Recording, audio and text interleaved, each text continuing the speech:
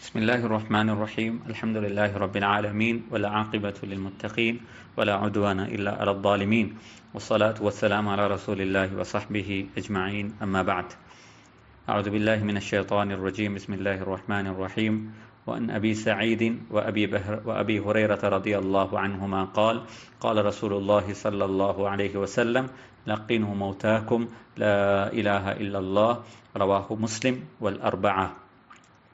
அல்ஹம்துலில்லாஹ், நமது 3வது வகுப்பில் இருக்கிறோம். அல்ஹம்துலில்லாஹ், கடைசி வகுப்பில் ஒரு மனிதன் தனது வாழ்க்கையில் ஒரு கஷ்டமான ஒரு நிலைமை ஏற்படும் பொழுது அவர் அந்த நிலைமையை எவ்வாறு முகம் கொடுக்க வேண்டும் என்பதாகும், அதே நேரத்தில் ஒரு முஃமினுடைய கடைசி தருணங்கள் எவ்வாறு அமைய போகிறது, அவ்வாறான நேரத்தில் எவ்வாறான அடையாளங்கள் ஒரு முஃமினுடைய உடம்பில் ஏற்படலாம் என்பது சார்ந்த ரசூலுல்லாஹி ஸல்லல்லாஹு அலைஹி வஸல்லம் சில வழிகாட்டல்களை நாம் கடைசி வகுப்பிலே பார்த்தோம். இன்றைய வகுப்பில் இன்னும் ஒரு மிக முக்கியமான ஒரு செய்தியை பார்க்கவிருக்கிறோம்.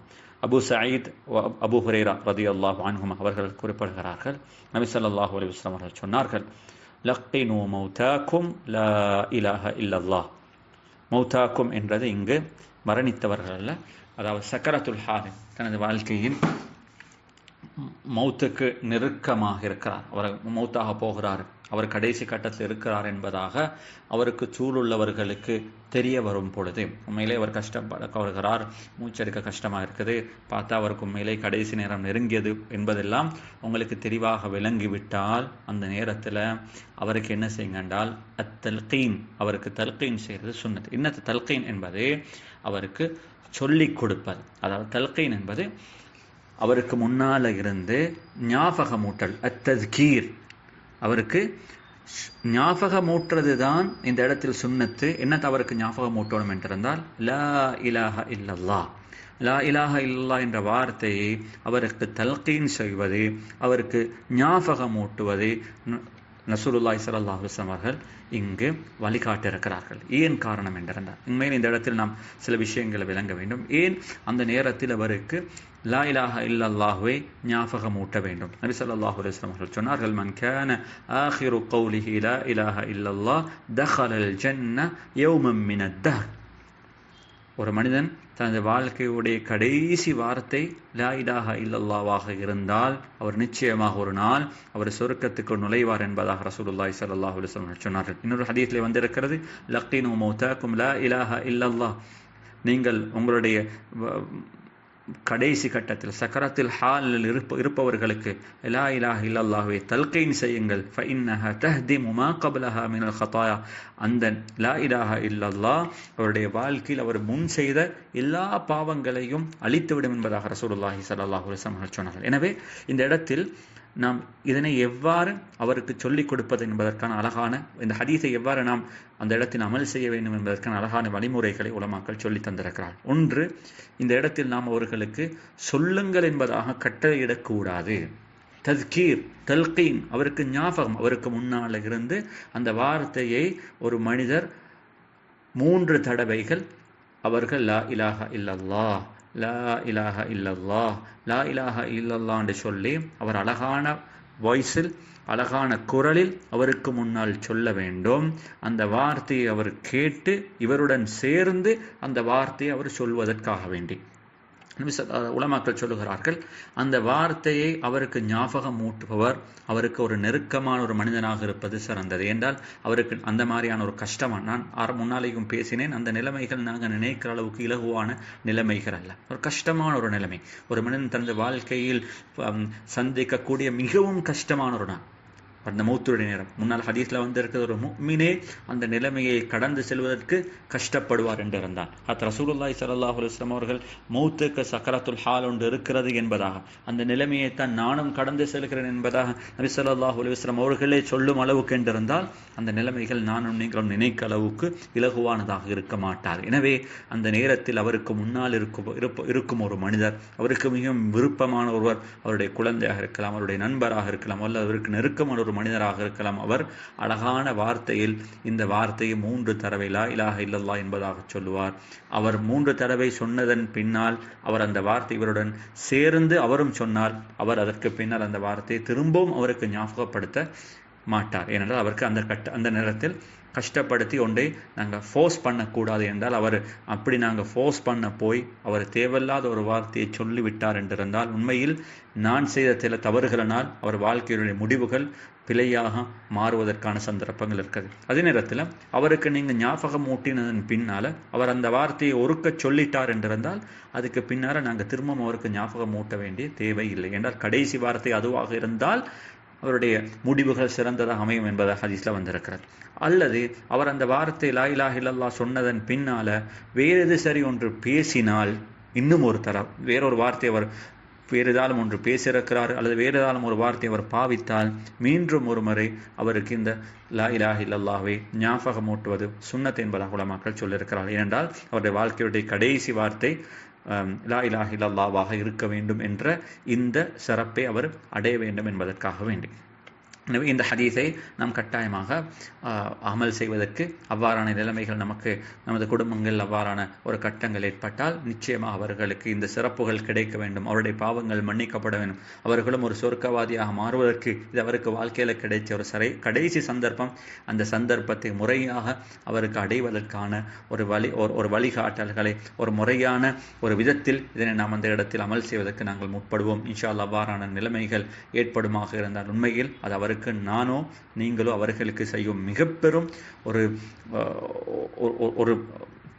அவருக்கு நாங்கள் செய்யும் மிக பெரும் ஒரு கொடையாக, நம்மால் செய்ய முடியுமான ஆகப்பெரும் ஒரு பங்களிப்பாக அந்த பங்களிப்பு இருப்பதற்கான சந்தர்ப்பங்கள் இருக்குது. அல்லாஹ் சுப்ஹானஹு வ தஆலா என்னுடைய உங்களுடைய வாழ்க்கையுடைய கடைசி வார்த்தையாக லா இலாஹ இல்லல்லாஹ்வை அல்லாஹ் சுப்ஹானஹு வ தஆலா ஆக்கி வைப்பானாக. அன்பான சகோதரர்கள், இந்த ஹதீஸில் இன்னும் ஒரு மிக முக்கியமான ஒரு பகுதியையும் நாங்கள் ஞாபகம் வைக்க வேண்டும். ஒரு முஃமின், ஒரு மனிதர் தனது வாழ்க்கையுடைய கடைசி நேரங்கள் அவருக்கு நெருங்கும் அந்த நிலைமைகள் அவர்களுக்கு வரும் பொழுது நிச்சயமாக இன்னும் ஒரு மிக முக்கியமான ஒரு சுன்னத், அதனையும் நாங்கள் ஞாபகப்படுத்திக் கொள்ள வேண்டும். ஹுஸ்னுத் தன்னி பில்லாஹ். அவருடைய அந்த நேரங்களில், அவருடைய அந்த கடைசி காலத்தில் அவர் அல்லாஹ்வை பற்றி எண்ணும் விதத்தை அவர் அழகாக ஆக்கிக்கொள்ள வேண்டும். உண்மையில் நம்மில் யாருமே பரிசுத்தமானவர்கள் அல்ல. வாழ்க்கையில் நாங்கள் நலவுகள் செய்தது போன்ற வாழ்க்கையில் பல பாவங்களும் ஈடுபட்டிருக்கலாம். அந்த பாவங்களுக்கு நாம் தௌபா செய்திருக்கலாம், தௌபா செய்யாமல் நமது வாழ்க்கைகள் கடந்து சென்றிருக்கலாம். ஆனால் வாழ்க்கையில் எப்படியோ நாங்கள் தவறுகள் செய்திருந்தாலும் அந்த எந்த தவறும் அல்லாஹுடைய மக்ஃபிரத்தை, அல்லாஹுடைய பாவ மன்னிப்பை, அல்லாஹுடைய ரஹ்மத்தை விட்டும் என்னை நிராசையற்றி வைக்கக்கூடாது. லா யமூதன்ன அஹதுக்கும் இல்லா வஹுவ யுஹ்சினு தன்ன பில்லாஹ். நபி ஸல்லல்லாஹு அலைஹி வஸல்லம் சொன்னார்கள், உங்களில் எவர் மௌத்தானாலும் அவருடைய கடைசி தருணத்தில் அவர்கள் அல்லாஹ்வை பற்றி நல்லதையே நினைக்கட்டும். அவர்கள் அல்லாஹ்வை பற்றி என்ன அல்லாஹ் அதாபு செய்வான், என்ன கபருடைய வாழ்க்கை அவ்வளவுதான், எனக்கு இதுக்கு அங்கால வாழ்க்கையில் விமோசனம் என்று கிடைக்க மாட்டாது, அல்லாஹ் என்ன மன்னிக்க மாட்டான் என்பதாக அவர்கள் தன்னை பற்றி தவறாக நினைக்க கூடாது. அது அவருடைய வாழ்க்கையில் ஒரு முஃமினுக்கு, ஒரு சிறந்த ஒரு முஃமின் தனது வாழ்க்கையுடைய கடைசி தருணத்தை இவ்வாறு ஆக்க மாட்டார் என்பதாக ரசூலுல்லாஹி ஸல்லல்லாஹு அலைஹி வஸல்லம் சொன்னார்கள். இன்னும் ஒரு ஹதீஸ்லே வந்திருக்கிறது, அன இன்த ظنி அப்தி பி. ஒரு மனிதன் தன்னை பற்றி எவ்வாறு நினைக்கிறான், அல்லாஹ்வை பற்றி எவ்வாறு நினைக்கிறானோ அவ்வாறு தான் அல்லாஹ் அவருடன் நடந்து கொள்ளப் போகிறான். அல்லாஹ் இரக்கமானவன், பாவத்தை மன்னிப்பவன். அல்லாஹ் என்னை ஏற்றுக்கொள்வான், எனது பாவங்களை அல்லாஹ் சுப்ஹானஹு வ தஆலா மன்னிப்பான். நிச்சயமாக நான் செய்த அமல்களை அல்லாஹ் ஏற்றுக்கொண்டு அவைகளுக்கு பரிபூர்ணமான கூலிகள் தருவான். அந்த அமல்களுக்குரிய குறைகளை அல்லாஹ் சுப்ஹானஹு வ தஆலா நிவர்த்தி செய்வான் என்பதாக நாம் அல்லாஹ்வை பற்றி நல்லது நினைத்தால் நிச்சயமாக நாம் நினைத்ததை அல்லாஹ் நமக்கு வாழ்க்கையில் நெருக்கமாக ஆக்குவான். அவைகளை கிடைப்பதற்கு, அவைகளை அடைவதற்கான ஒரு சந்தர்ப்பத்தை அல்லாஹ் நமக்கு தருவான். அன்ன மன் அஹ்ஸன ظنஹு பில்லாஹ் ஆதாஹு அல்லாஹு இய்யாஹ். இன்னொரு வாயத்தில் வந்திருக்கிறது, யார் அல்லாஹ்வை பற்றி அந்த நேரத்தில் சிறந்த முறையில் அல்லாஹ்வை பற்றி அவர் நினைப்பாராக இருந்தால், அவர் அல்லாஹ்வை பற்றி எதனை நினைத்தார்களோ அந்த விதத்தில் அல்லாஹ் அவர்களுடன் நடந்து கொள்வான் என்பதாக ரசூலுல்லாஹி ஸல்லல்லாஹு அலைஹி வஸல்லம் அவர்கள் சொன்னிருக்கிறார்கள். இதனால தான் சில உலமாக்கள் இதனை பற்றி பேசும் பொழுது பல சலஃபுகளிடத்தில் பழக்கம் இருந்தது. நல்லவர்கள் அவர்களுடைய மஃபாத் அவர்களுக்கு நெருங்கும் பொழுது இது மாதிரியான ரஜா, அல்லாஹுடைய பாவம் மன்னிப்பு, அல்லாஹுடைய இரக்கம் சம்பந்தப்பட்ட ஹதீஸ்களை ஒரு 40 ஹதீஸ்களை அவர்கள் தெரிவு செய்து அவைகளை கோர்வை செய்து அவர்களுக்கு முன்னால் இருந்து அந்த ஹதீஸ்களை அழகான குரல்களில் வாசிப்பார்கள். அந்த ஹதீஸ்களை கேட்கும் பொழுது அவர்கள் அல்லாஹுடைய ரஹ்மத்தின் மீதும் அல்லாஹுடைய மக்ஃபிரத்தின் மீதும் அல்லாஹுடைய பாவ மன்னிப்பு மீதும் அவர்களுக்கு நிச்சயமாக ஒரு ஹுஸ்னுத்தன் வருவதற்கு இது ஒரு காரணமாக அமைவதற்கு இவ்வாறான சில வழிமுறைகளையும் சலஃபுகள் கடைபிடித்திருக்கிறார்கள் என்பதாக உலமாக்கள் எழுதியிருக்கிறார்கள். எனவே அன்பான சகோதரர்களே, இது ஒரு மிக முக்கியமான ஒரு சுன்னத்தாக ஒரு வழிமுறையாக இருக்கிறது. ரசூலுல்லாஹி ஸல்லல்லாஹு அலைஹி வஸல்லம் அவர்கள் இங்கு ஹதீஸ்ல வந்திருக்கிறது. திருமதியுடைய ரிவாயத்தில் நபி ஸல்லல்லாஹு அலைஹி வஸல்லம் அவர்கள் தஹல அலா ஷாபின் வஹுவ ஃபில் மௌத், நபி ஸல்லல்லாஹு அலைஹி வஸல்லம் அவர்கள் ஒரு வாலிபரை சந்திக்க சென்றார். அந்த நேரத்தில் அவர்கள் நோய்வாய்ப்பட்டு அவருடைய சக்கரத்துல் ஹாலுடைய கடைசி கட்டத்தில் இருந்த பொழுது நபி ஸல்லல்லாஹு அலைஹி வஸல்லம் அவர்கள் அந்த வாலிபரை பார்த்து சொன்னார்கள், கைஃப தஜிது, மகனே இந்த நிலைமையில் நீ உன்னை எவ்வாறு காணுகிறாய், இந்த நிலைமை உனக்கு எவ்வாறு இருக்கிறது, இந்த நிலைமையை நீ எவ்வாறு கடந்து செல்கிறாய் என்பதாக கேட்ட பொழுது அந்த வாலிபர் ரசூலுல்லாஹி ஸல்லல்லாஹு அலைஹி வஸல்லம் அவர்களை பார்த்து சொன்னார்கள், அர்ஜுல்லாஹ வ அகாஃபு துனூபி, நான் அல்லாஹ் என்னை மன்னிப்பான் என்ற எதிர்பார்ப்பு எனக்கு இருக்கிறது. ஆனால் அதே நேரத்தில் என்னுடைய பாவத்தை நான் பயப்படுகிறேன். அந்த பாவம் எனக்கு என்ன நடக்கும், அந்த பாவத்தால் எனது வாழ்க்கையுடைய நலவுகளை நான் இழந்துவிட வேண்டிய ஒரு நிலைமை எனக்கு ஏற்படுமா என்பதாக நான் பயப்படுகிறேன் என்பதாக ரசூலுல்லாஹி ஸல்லல்லாஹு அலைஹி வஸல்லம் அவர்களை பார்த்து சொன்ன பொழுது நபி ஸல்லல்லாஹு அலைஹி வஸல்லம் அவர்கள் நன்மாராயம் சொன்னார்கள், லா யஜ்தமிஆனி ஃபீ கல்பி அப்தின் ஃபீ மிஸ்லி ஹாதல் மௌத்தினி இல்லா அஅதாஹு அல்லாஹு மா யர்ஜூஹு வ அம்மனஹு மிம்மா யகாஃப். இந்த நிலைமையில் ஒரு மனிதனுக்கு தனது உள்ளத்தில் இந்த அல்லாஹுடைய ரஹ்மத்தின் மீதான எதிர்பார்ப்பும்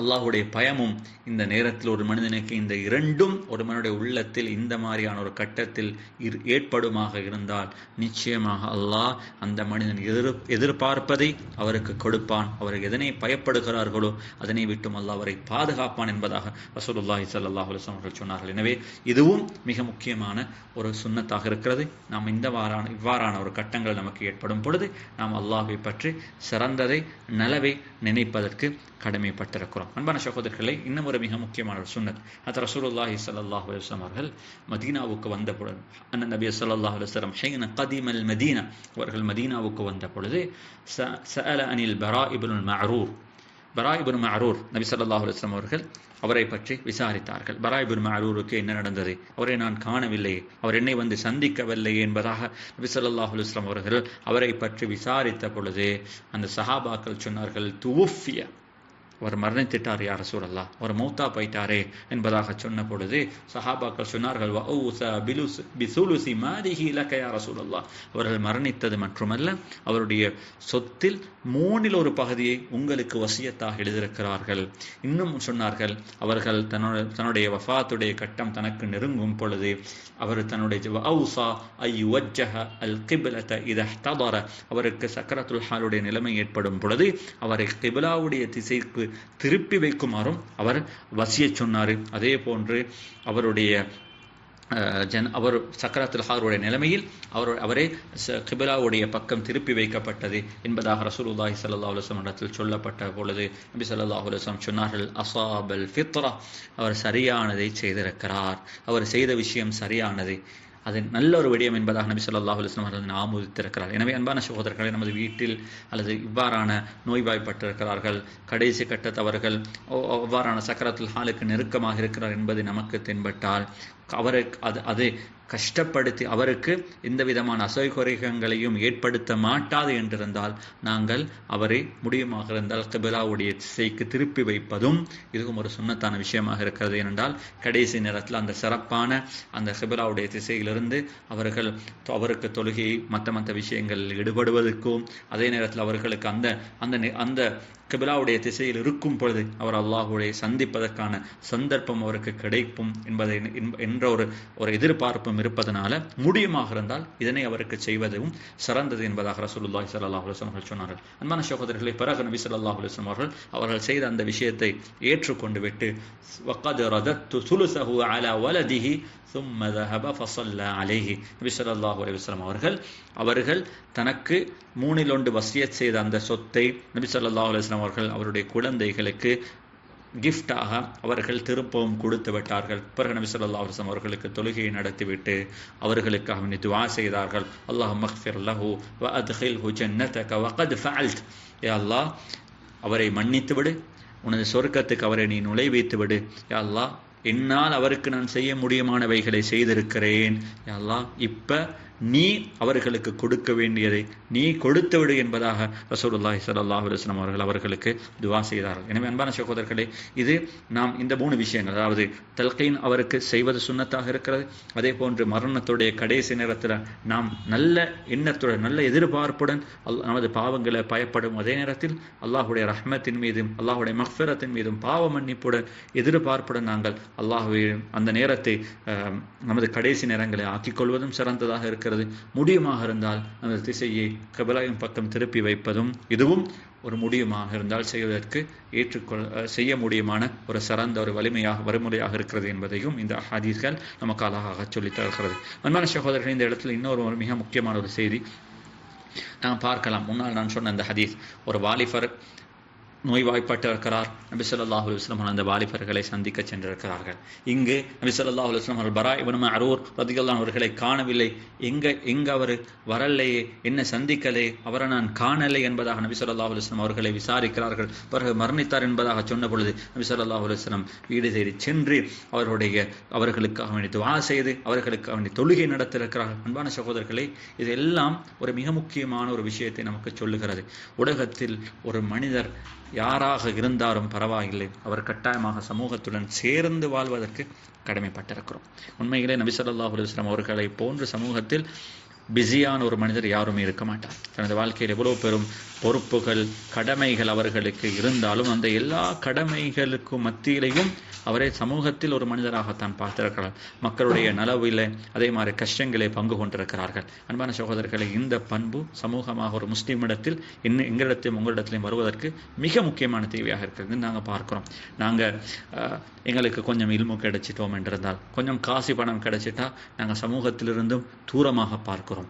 நாங்கள் மக்களுடைய நலவுகளில் மக்களுடைய கஷ்டங்களில் துன்பங்களில் கலந்து கொள்வதை என்னமோ நமக்கு ஒரு தமது அந்தஸ்துக்கும் மதிப்புக்கும் குறையாக நாம் இதை பார்க்கிறோம். அன்பான சகோதரர்களே, இது ரசூலுல்லாஹி ஸல்லல்லாஹு அலைஹி வஸல்லம் முறையான பண்பாக இருக்க முடியாது. நபி ஸல்லல்லாஹு அலைஹி வஸல்லம் அவர்கள் நமக்கு சொல்லித்தந்த அழகான பண்பு சமூகத்தில் தராதரங்களை ஒரு புறம் வைத்துவிட்டு ஒரு முஃமினை ஒரு முஸ்லிமை மதிப்பதும் அவருடைய நலவுலையும் கஷ்டத்திலையும் பங்கு கொள்வதும் ஒரு முஃமினுடைய சிறந்த பங்கா ஒரு முறையான ஒரு அழகான ஒரு குவாலிட்டியாக இருக்கும் என்பதை நபி ஸல்லல்லாஹு அலைஹி வஸல்லம் அவர்கள் நமக்கு சொல்லி தந்திருக்கிறார். எனவே இந்த ஒரு பாடத்தையும் இந்த ஹதீஸிலிருந்து நானும் நீங்களும் கற்றுக்கொள்வதற்கு கடமைப்பட்டிருக்கிறோம். எனவே அல்லாஹ் சுப்ஹானஹு வ தஆலா இந்த உண்மைகளை வாழ்க்கையில் விளங்கி அதனை வாழ்க்கையில் அமல் செய்வதற்கான பாக்கியத்தை அல்லாஹ் சுப்ஹானஹு வ தஆலா எனக்கும் உங்களுக்கும் தந்தருள்வானாக. நமது வாழ்க்கையில் இந்த ஹதீஸ்களை அமல் செய்வதற்கும் நமது மௌத்துகளையும் அழகான மௌத்துகளாக நமது கலிமாவுடன் நமது மௌத்து அமைய வேண்டும். நமது மௌத்துடைய கடைசி கட்டங்கள் அல்லாஹ்வை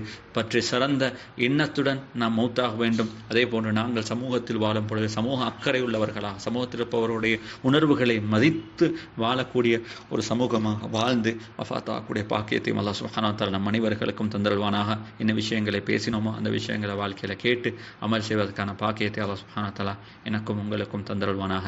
வஆகிரு தஅவானா அல்ஹம்துலில்லாஹி ரப்பில் ஆலமீன். வஸ்ஸலாமு அலைக்கும் வரஹ்மத்துல்லாஹி வபரகாத்துஹு.